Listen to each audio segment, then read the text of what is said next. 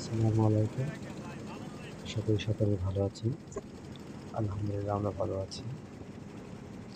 তো আজকে যাচ্ছি ভৈরব।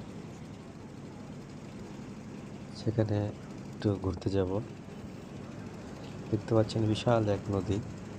তো এই নদীটি পার হয়ে যেতে হয় সেই গ্রামটিতে। যেখানে বসতবাড়ি একেবারেই কম। মানুষ থাকে না বেশি সেখানে।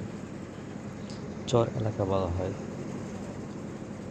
নদীর মাঝখানে যেই জায়গাটুকু থাকে শুকনো, সেখানেই মানুষ ঘরবাড়ি তৈরি করে বসবাস করে। তো আমরা আজকে সেখানেই যাচ্ছি। তো চলুন যাওয়া যাক। এই সেই জায়গাটি যেখানে মানুষ ঘরবাড়ি তৈরি করে থাকে।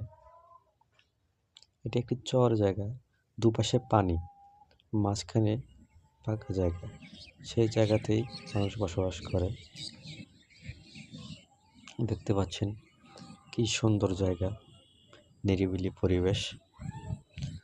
তো এখানে আমি মাঝে মাঝে আসি। এক কথা বলতে পারেন পিকনিক করতেও মাঝে মাঝে এখানে আসি। পিকনিক করার জন্য বেস্ট একটি জায়গা এটি। তো জায়গাটি কেমন লাগলো অবশ্যই কমেন্ট বক্সে জানাবেন। অনেক সুন্দর জায়গা, এখানে আসলে মন জুড়িয়ে যায়। তো আজকের মতো এখানেই শেষ করব। সবাই ভালো থাকবেন, সুস্থ থাকবেন। আল্লাহ হাফেজ।